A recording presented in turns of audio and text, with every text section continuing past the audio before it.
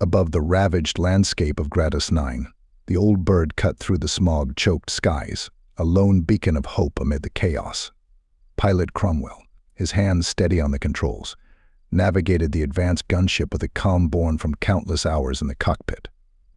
Beside him, his co-pilot, Lieutenant Marcia, monitored the instruments, her voice a constant stream of updates and tactical advice. Behind them, the gunship's crew, specialists in their own right, manned the weaponry with grim determination. The cargo hold was silent, save for the quiet hum of the engines and the occasional shuffle of the Space Marines preparing for battle.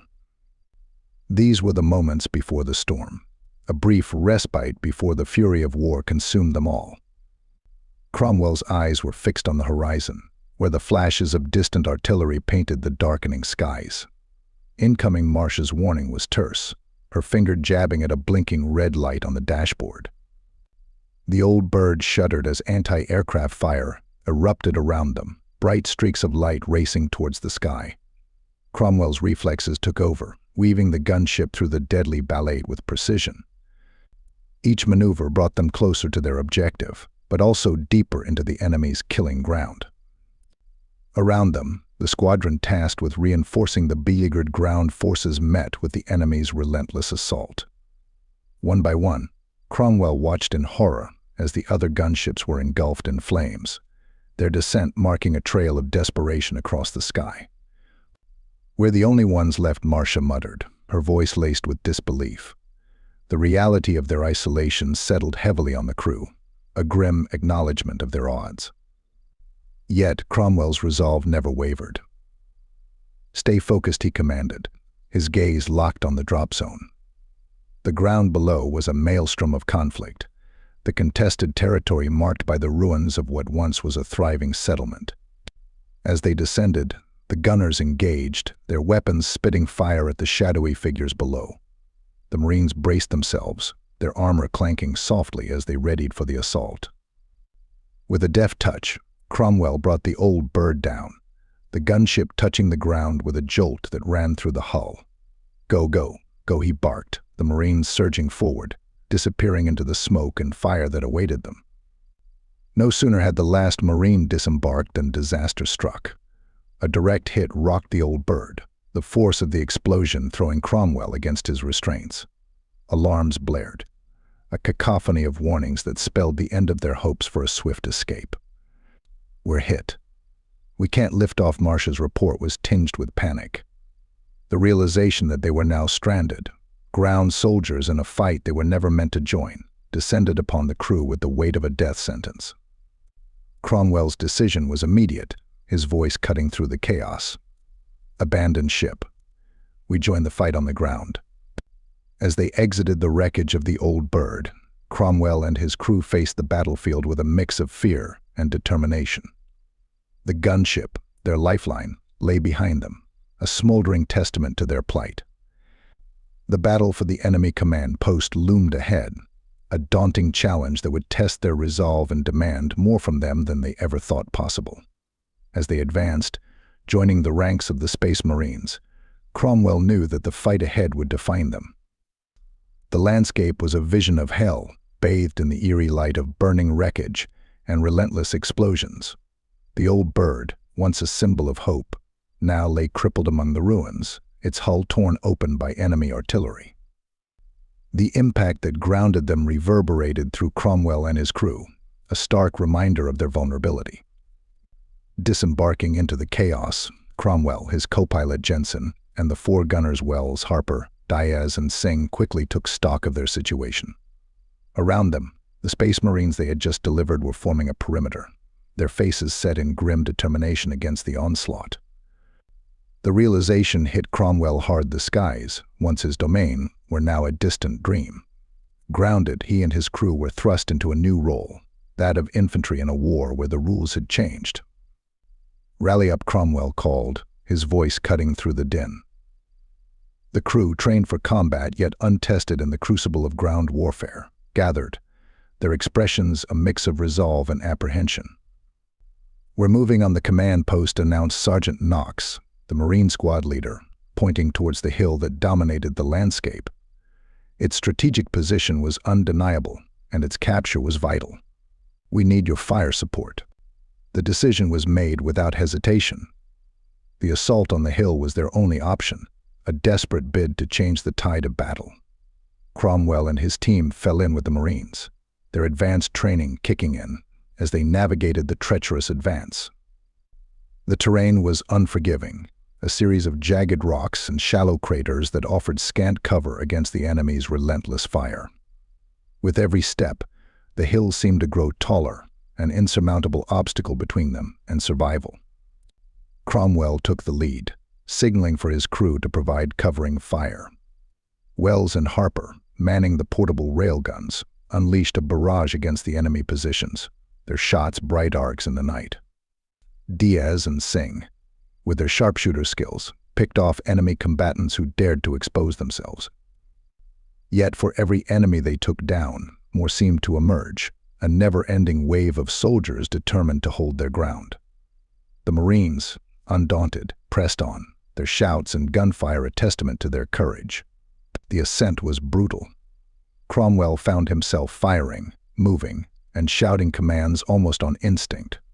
The hill, strewn with the bodies of friend and foe alike, bore witness to the ferocity of their struggle. Casualties mounted on both sides, the cost of the advance measured in lives lost and blood spilled. Cromwell's crew, though skilled, were not immune to the chaos of ground combat. A close call with a grenade left them shaken, their advance momentarily stalled. Yet they pressed on, driven by a determination that bordered on desperation. The command post, a fortress of metal and stone, loomed above them, its defenders unleashing a hail of fire to repel the attackers. The final push was a blur of motion and sound. Cromwell and his team, alongside the Marines, storming the enemy defenses with a ferocity born of the knowledge that retreat was not an option. They fought not just for survival, but for the chance to strike a decisive blow against the enemy. As they breached the command post outer defenses, the intensity of the combat reached its zenith. Cromwell, leading from the front, was a force of nature, his actions inspiring those around him, even as the fear of death hovered close. The battle for the command post was a microcosm of the war itself, brutal, unforgiving, and fraught with sacrifice.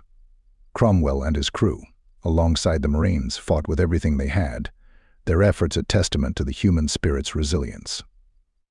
When the dust settled, the command post was theirs, a hard-won victory in a war that had demanded too much. Cromwell and his surviving crew, battered and bloodied, looked out over the battlefield, their hearts heavy with the cost of their triumph. In the wake of their desperate assault on the hill, the smoldering command post stood as a silent testament to Cromwell and his crew's resolve. The enemy's stronghold, once a beacon of command and control over the battlefield, now lay in ruins, its capture marking a significant, albeit costly, victory for the ground forces. The aftermath of the battle was a scene of devastation. The hillside was scarred by craters and littered with the wreckage of combat, alien and human alike. Cromwell, his uniform stained with the grime and gore of war, surveyed the horizon, the weight of leadership heavy upon his shoulders. With the command posts secured, the focus shifted to fortifying their position. The threat of a counterattack loomed large, the enemy unlikely to relinquish such a strategic asset without a fight. Cromwell, alongside Sergeant Knox, coordinated the Marines and his crew in establishing defensive perimeters and makeshift fortifications. The task was grueling, every pair of hands needed. Cromwell's crew, though initially pilots and gunners, adapted to their new roles on the ground with grim determination. Their unity, forged in the crucible of combat, was now their greatest strength. As the day waned, the reality of their situation settled in. Communications were established with the remaining friendly forces, the victory at the command post serving as a beacon of hope amidst the chaos of war. Yet, the cost of their triumph was ever present in Cromwell's mind, the faces of the fallen haunting his thoughts. The night brought no peace, only a tense vigil. Cromwell and his team, exhausted but vigilant, kept watch over the darkened landscape, the silence punctuated by the distant rumble of artillery and the occasional crack of a sniper's shot. In these quiet moments, Cromwell found himself reflecting on the journey that had led him here from the cockpit of the old bird to the blood-soaked grounds of the command post. His role had changed from pilot to infantryman, but his resolve remained unshaken. The expected counterattack came with the first light of dawn, a fierce onslaught that tested the mettle of Cromwell and his defenders. The enemy, determined to reclaim the command post, launched wave after wave of assaults, their advanced weaponry lighting up the morning sky. The battle was relentless, Cromwell and his makeshift squad fighting side by side with the Marines, repelling each attack with a tenacity that belied their exhaustion. Amidst the chaos, Cromwell's leadership shone through, his orders clear and decisive, guiding their defense against overwhelming odds. And then, as suddenly as it had begun, the assault waned. The enemy, their numbers diminished and morale broken, retreated into the war-torn landscape. The command post remained in friendly hands, a hard-fought bastion against the enemy's advance. As the dust settled, Cromwell stood among his crew and the Marines, their faces weary but spirits lifted. They had done the impossible, holding the command post against all odds, a testament to their bravery and determination. The war on Gratus 9 eventually drew to a close, but the echoes of its battles lingered in the hearts and minds of those who survived. The command post on the hill, once a symbol of a hard-fought victory, became a memorial to the resilience and courage of the ground forces that had held it against all odds. Cromwell, no longer just a pilot but a seasoned soldier forged in the heat of ground combat, found himself back aboard a newly commissioned gunship, the vastness of space stretching out before him.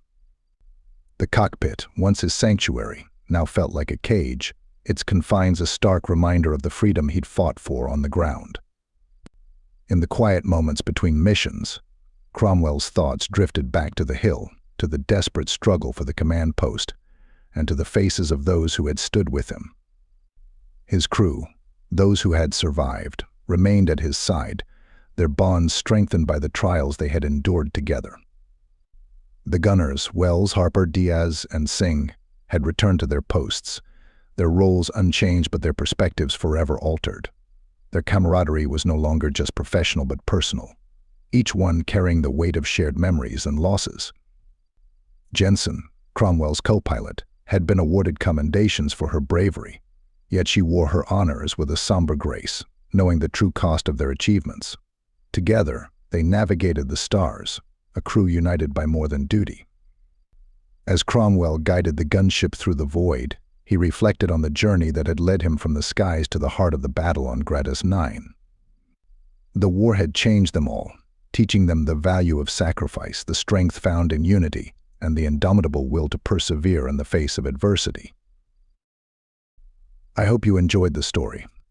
If you did, please be sure to leave this video a like, and feel free to check out some of Dakota Clarke's other stories in the playlist here. Thanks for listening.